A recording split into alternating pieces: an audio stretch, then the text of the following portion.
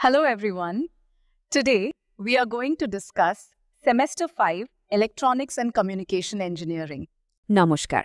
আচ্ছা, ধরুন আপনার মাথায় একটা দারুণ আইডিয়া আসলো, একটা নতুন সৃষ্টি, কিন্তু সেটাকে বাঁচিয়ে রাখবেন কি করে, মানে সুরক্ষিত রাখবেন কি করে? চলুন আজ এই ব্যাপারটা নিয়ে একটু গভীরে যাওয়া যাক। শুরুতেই একটা প্রশ্ন। আচ্ছা ভাবুন তো একবার, সারা রাত জেগে মানে কত খেটে খুঁটে আপনি একটা নতুন কিছু বানালেন, আর পরের দিন সকালে দেখলেন আরে ওটা তো অন্য কেউ নিজের বলে চালিয়ে দিচ্ছে। কেমন লাগবে বলুন তো? অসম্ভব খারাপ লাগবে, তাই না? ঠিক এই ভয়টা, এই চিন্তাটা থেকেই কিন্তু আজকের আমাদের এই আলোচনা। আসলে কি বলুন তো, আমাদের মাথায় যা কিছু আসে, মানে আমাদের আইডিয়া, আমাদের সৃষ্টি, এগুলো কিন্তু আমাদের নিজস্ব সম্পদ। আর আজ আমরা সেই চাবিকাঠিটাই খুঁজব, যেটা দিয়ে নিজের এই সম্পদকে আইন দিয়ে, মানে লিগ্যালি প্রোটেক্ট করা যায়। ব্যাপারটা ঠিক এরকম, যেমন ধরুন জমি বা বাড়ির বিভিন্ন রকম টাইপ হয়, ঠিক তেমনই আমাদের এই ইন্টেলেকচুয়াল বা বুদ্ধির সম্পদেরও কিন্তু নানা রূপ আছে, আর এক একটাকে রক্ষা করার উপায়ও এক এক রকম। তো চলুন দেখে নেওয়া যাক অধিকারের এই নানা রূপগুলো কি কি। তো এই যে আমরা বলছি ইন্টেলেকচুয়াল প্রপার্টি রাইটস বা আইপিআর, এটা আসলে কি? খুব সহজ করে বললে এটা একটা আইনি বর্ম, মানে একটা লিগ্যাল শিল্ড, যেটা আপনার ব্রেন চাইল্ডকে, মানে আপনার মাথা থেকে বেরোনো আইডিয়া বা সৃষ্টিকে প্রোটেকশন দেয়। সেটা একটা নতুন ইনভেনশন হতে পারে, বা কোনো লেখা, কোনো আঁকা, যা কিছু। আর এর ফলে কি হয়, যিনি ওটা তৈরি করেছেন তিনি একটা নির্দিষ্ট সময়ের জন্য সেটার উপর একচেটিয়া অধিকার পেয়ে যান, মানে তার পারমিশন ছাড়া আর কেউ ওটা ব্যবহার করতে পারবে না। আচ্ছা, এই পুরো বিষয়টাকে আরও সহজ করে বুঝতে চান? চলুন একটা ক্রিকেট টিমের কথা ভাবা যাক। ভাবুন, আপনার ইন্টেলেকচুয়াল প্রপার্টি বা আইপি হলো আপনার পুরো ক্রিকেট টিমটা, আর এই টিমের এক একজন প্লেয়ার হলো বিভিন্ন ধরনের আইপিআর। আর ম্যাচ জেতানোর জন্য, মানে আপনার সৃষ্টিকে বাঁচানোর জন্য, প্রত্যেক প্লেয়ারের কিন্তু একটা স্পেশাল রুল আছে। তো আমাদের টিমের প্রথম আর সবচেয়ে গুরুত্বপূর্ণ প্লেয়ারদের একজন হলো পেটেন্ট। পেটেন্ট কখন কাজে লাগে? যখন এমন কিছু আবিষ্কার হয় যেটা একেবারে নতুন, মানে আগে কেউ করেনি। আর শুধু তাই নয়, জিনিসটা এমন হতে হবে যা ওই ফিল্ডের একজন এক্সপার্টও চট করে ভেবে ফেলতে পারবে না, মানে যাকে বলে একটা নন অবভিয়াস ইনভেনশন। তখন তাকে প্রোটেক্ট করার জন্য আসে পেটেন্ট। আর উদাহরণটা দেখুন, কি দারুণ! পেটেন্টকে বলা যেতে পারে ধোনির হেলিকপ্টার শটের মতো।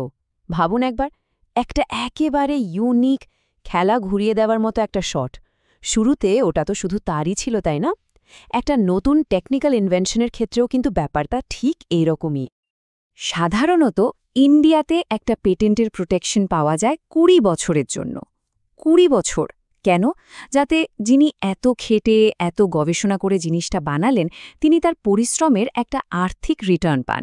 আর এই ২০ বছর পর তখন ওই আবিষ্কারটা পাবলিক হয়ে যায়, মানে পাবলিক ডোমেনে চলে আসে। তখন যে কেউ ওটা ব্যবহার করে আরও নতুন কিছু বানাতে পারে। তাহলে চট করে একবার মনে করার চেষ্টা করা যাক, কোন অধিকারটা একটা নতুন টেকনোলজিক্যাল ইনভেনশনকে একটা লিমিটেড টাইমের জন্য প্রোটেক্ট করে? একদম ঠিক, পেটেন্ট। বেশ, এবার টিমের পরের প্লেয়ারের কাছে আসা যাক। এর নাম ট্রেডমার্ক। আচ্ছা, বাজারে তো একই রকম হাজারটা জিনিস, তার মধ্যে থেকে লোকে আপনার প্রোডাক্টটা চিনবে কি করে? এই যে চেনার ব্যাপারটা, এই পরিচয়টাই তৈরি করে দেয় ট্রেডমার্ক। সোজা কথায় এটা আপনার ব্র্যান্ডের আইডেন্টিটি। চলুন আবার আমাদের ক্রিকেট টিমের কাছে ফিরে যাই। ট্রেডমার্ক হলো ঠিক টিমের জার্সি বা লোগোর মতো। ওই লোগোটা দেখেই তো ফ্যানরা নিজের টিমকে চিনে ফেলে, একটা লয়্যালটি তৈরি হয়, তাই না? একটা ব্র্যান্ডের ক্ষেত্রেও ট্রেডমার্ক ঠিক এই কাজটাই করে। টিমের আরেকজন খুব ইম্পর্ট্যান্ট প্লেয়ার হলো কপিরাইট। এখানে একটা দারুণ ব্যাপার আছে।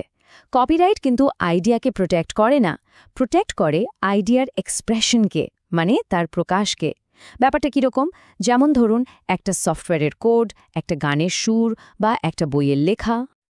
হ্যাঁ, আমি জানি পেটেন্ট আর কপিরাইটের মধ্যে অনেকেরই একটু গণ্ডগোল হয়ে যায়, কিন্তু দেখুন পার্থক্যটা খুব সোজা। পেটেন্ট প্রোটেক্ট করে একটা ইনভেনশনকে, একটা আবিষ্কারকে, যেমন একটা নতুন ধরনের মেশিন। আর কপিরাইট ওটা প্রোটেক্ট করে ক্রিয়েটিভ এক্সপ্রেশনকে, যেমন একটা বই বা ধরুন সফটওয়্যারের সোর্স কোড। আর প্রোটেকশনের সময়টাও দেখুন, দুটো কিন্তু একদম আলাদা।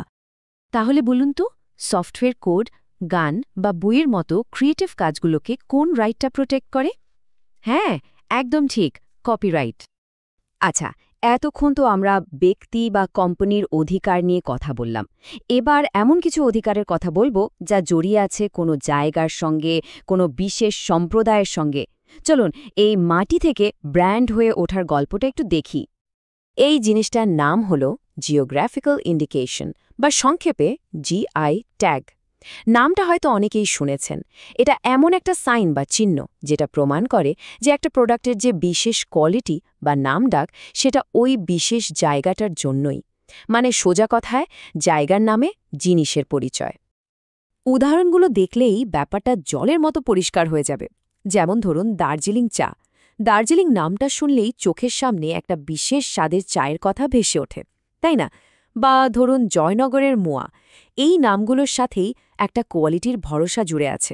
এটাই হলো জিআই ট্যাগের আসল শক্তি। এটা শুধু একটা প্রোডাক্টকে নয়, একটা পুরো অঞ্চলের ঐতিহ্য আর গর্বকে তুলে ধরে। আর জিআইয়ের সবচেয়ে দারুণ ব্যাপার কি জানেন? এটা কোনো একজন লোকের বা একটা কোম্পানির অধিকার নয়। এটা একটা পুরো অঞ্চলের, একটা গোটা কমিউনিটির অধিকারকে রক্ষা করে। এটা একটা কালেকটিভ সম্পদ। এছাড়াও কিন্তু আরও কিছু স্পেশালাইজড প্রোটেকশন আছে। যেমন ধরুন কোনো প্রোডাক্টের ইউনিক দেখতে লাগাকে প্রোটেক্ট করার জন্য আছে ইন্ডাস্ট্রিয়াল ডিজাইন। আবার সেমিকন্ডাক্টর চিপের যে জটিল সার্কিট ডিজাইন তার জন্য আছে আলাদা লেআউট ডিজাইন প্রোটেকশন। এমনকি অ্যাগ্রিকালচারে গাছের নতুন ভ্যারাইটি বাঁচানোর জন্য কিন্তু আইন আছে। আচ্ছা, সব অ্যাসেট বা সম্পদ কি সবার সামনে আনা হয়? না তো। কিছু জিনিস তার গোপনীয়তার জন্যই কিন্তু বেশি মূল্যবান। চলুন এবার সেই গোপন রাখার অধিকার নিয়েই কথা বলা যাক। একেই বলে ট্রেড সিক্রেট, মানে ব্যবসার এমন কিছু গোপন তথ্য যা আপনাকে কম্পিটিশন থেকে এগিয়ে রাখে। এর জন্য কিন্তু কোনো রেজিস্ট্রেশন লাগে না, একটাই শর্ত, এটাকে গোপন রাখতে হবে। যতদিন গোপন ততদিনই এর দাম। সিক্রেসিটাই এর আসল পাওয়ার। ব্যাপারটা বুঝতে কলকাতার কোনো একটা বিখ্যাত বিরিয়ানির দোকানের কথা ভাবুন। তাদের ওই যে মশলার একটা গোপন ফর্মুলা আছে না, যেটা ওদের বিরিয়ানির স্বাদকে একদম অন্য লেভেলে নিয়ে যায়, ওই রেসিপিটাই হলো ওদের ট্রেড সিক্রেট। আর এই গোপনীয়তাই কিন্তু ওদের ব্যবসার আসল চাবিকাঠি। তো আমরা প্রায় আলোচনার শেষের দিকে চলে এসেছি। এতক্ষণ ধরে আমরা অধিকারের বিভিন্ন দিকগুলো দেখলাম। এবার প্রশ্ন হলো, এই জ্ঞানটাকে কাজে লাগিয়ে আমরা ইনোভেশনের ভবিষ্যৎটাকে কিভাবে গড়তে পারি? তাহলে দেখুন, আমাদের হাতে এখন একটা পুরো ক্রিয়েটার্স টুলকিট চলে এসেছে। নতুন কোনো ইনভেনশনের জন্য আছে পেটেন্ট, নিজের ব্র্যান্ড আইডেন্টিটির জন্য ট্রেডমার্ক, কোনো ক্রিয়েটিভ কাজের জন্য কপিরাইট, কোনো অঞ্চলের বিশেষ পণ্যের জন্য জিআই, আর গোপন ফর্মুলার জন্য ট্রেড সিক্রেট।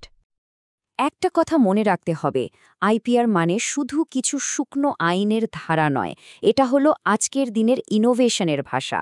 এটাই সেই আসল টুল যা আপনার মেধা আর কঠোর পরিশ্রমকে একটা সুরক্ষিত মূল্যবান সম্পদে বদলে দিতে পারে। এটা আপনার অধিকার, এটা আপনার শক্তি। তাই শেষ করার আগে একটাই প্রশ্ন রেখে যাচ্ছি, আগামীর উদ্ভাবক হিসেবে, আগামীর ইঞ্জিনিয়ার হিসেবে আপনারা এই পাওয়ারফুল টুলগুলো ব্যবহার করে ভবিষ্যৎটাকে কিভাবে নতুনভাবে গড়বেন? ভাবুন, কারণ ভবিষ্যৎটা কিন্তু আপনাদেরই হাতে।